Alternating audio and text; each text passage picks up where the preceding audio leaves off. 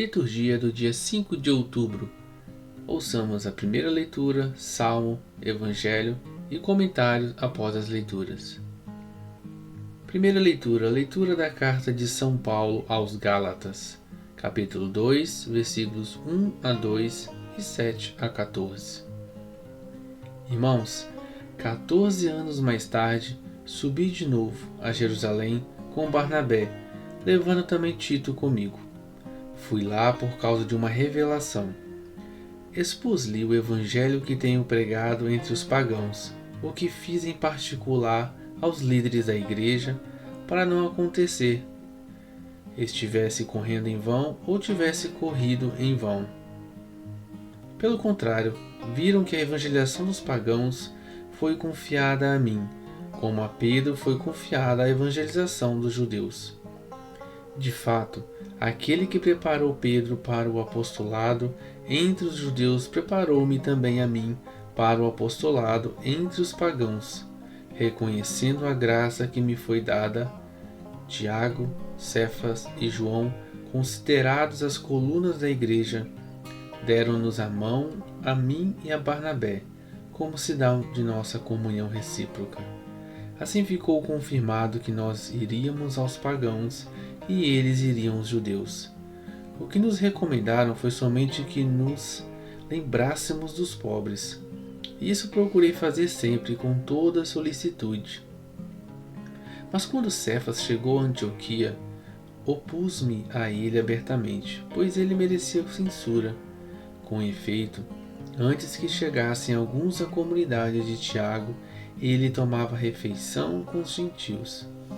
Mas depois que eles chegaram, Cefas começou a esquivar-se e afastar-se por medo dos circuncidados. E os demais judeus acompanharam-no nessa dissimulação, a ponto de até Barnabé se deixar arrastar pela hipocrisia deles.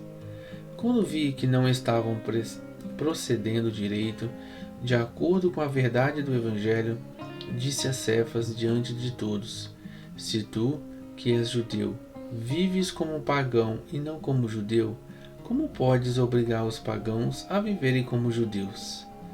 Palavra do Senhor, graças a Deus.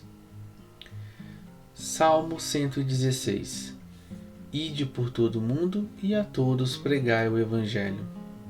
Cantai louvores ao Senhor, todas as gentes, povos todos, festejai-o. Pois comprovado é seu amor para conosco, para sempre ele é fiel. Evangelho de Lucas, capítulo 11, versículos de 1 a 4.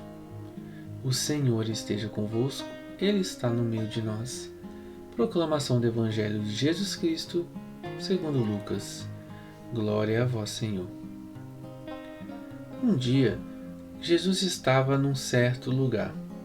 Quando terminou, um de seus discípulos pediu-lhe: Senhor, ensina-nos a rezar, como também João ensinou a seus discípulos.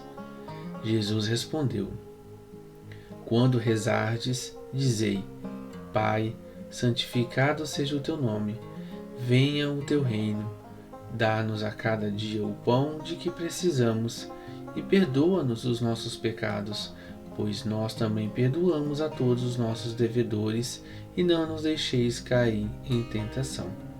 Palavra da salvação. Glória a vós, Senhor. Ouçamos o comentário da liturgia de hoje. O que é mesmo rezar? Como se costuma rezar? Bastam apenas palavras? Rezar, mais do que repetir palavras, é meditar o que elas significam e encarná-las na vida. Diz uma lenda que certa vez se fez um campeonato de orações.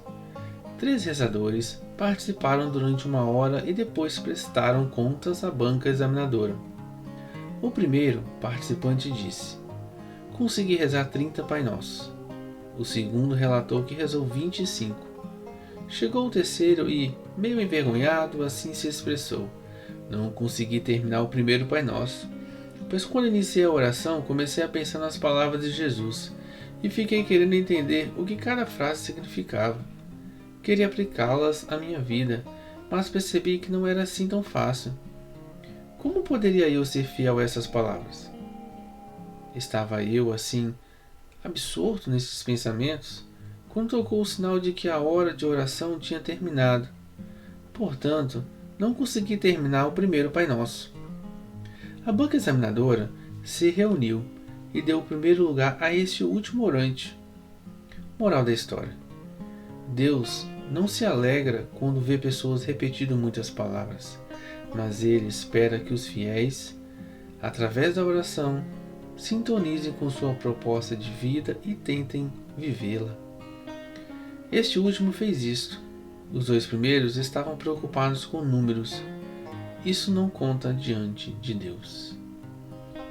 Deus seja louvado pela sua vida e derrame muitas bênçãos sobre você. Nos encontramos amanhã em mais uma liturgia diária.